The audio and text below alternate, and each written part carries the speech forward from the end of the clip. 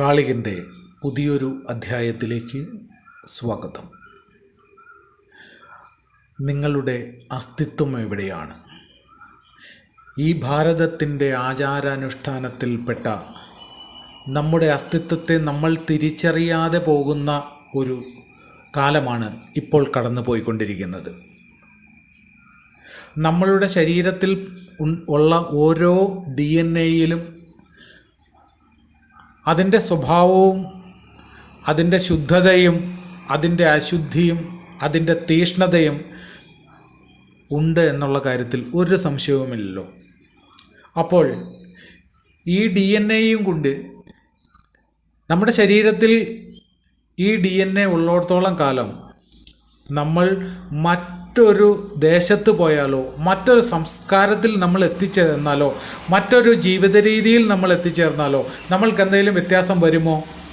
ഇല്ല എന്നുള്ളതാണ് ജൈവ വൈവിധ്യങ്ങളുടെ നാടായിട്ടുള്ള ഇവിടുത്തെ എല്ലാ കണ്ടുപിടുത്തങ്ങൾക്കും കാരണമായിട്ടുള്ള ഋഷിതുല്യന്മാരായിട്ടുള്ള ആളുകളുടെ നിഗമനവും അതേപോലെ തന്നെ ശാസ്ത്രത്തിൻ്റെ കണ്ടെത്തലും. ശാസ്ത്രത്തെ നമ്മൾ പറയുന്നത് ആധുനിക ശാസ്ത്രത്തെ ആണ് പറയുന്നത്.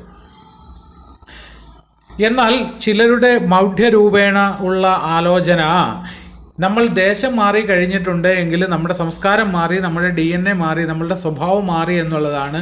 അല്ല, നിങ്ങളുടെ ആചാര അനുഷ്ഠാന കാര്യങ്ങൾ ഏത് തന്നെയാണോ, ഏത് DNA-യിൽ നിന്നാണോ, ഏത് ആചാരത്തിൽ നിന്നാണോ നിങ്ങളുടെ തുടക്കം, അവിടെയാണ് നിങ്ങളുടെ അസ്തിത്വം. ആ അസ്തിത്വത്തിൽ നിന്ന് വിട്ട് ഒരു മാറ്റം നിങ്ങൾക്കില്ല. നിങ്ങൾ വന്നിരിക്കുന്ന അസ്തിത്വം ഇവിടുത്തെ ഈ മാടനും മറുതയും ചാത്തനും ചൊവ്വയും കാളിയും കൂളിയും എല്ലാം അടങ്ങുന്ന ഈ ഒരു വളരെ വൈവിധ്യമാർന്ന ഒരു ആചാരക്രമത്തിൽ നിന്നാണ്.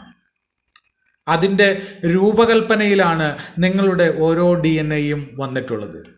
ഇത് തിരിച്ചറിയുന്നതോട് കൂടിയിട്ട് ഈ പറഞ്ഞ ആചാര അനുഷ്ഠാനങ്ങൾ നിങ്ങളിൽ ഉണ്ടാക്കുന്ന സ്വാധീനം എത്രയെന്ന് തിരിച്ചറിയാൻ കഴിയും. ഈ തിരിച്ചറിവുണ്ട് എങ്കിൽ നിങ്ങളുടെ മുന്നോട്ടുള്ള ജീവിതം ധന്യമാകും, നിങ്ങളുടെ കുട്ടികളുടെ ജീവിതം ധന്യമാകും. ഇല്ല എങ്കിൽ നിങ്ങൾ ഒരു അവിയൽ പരുമമാവും.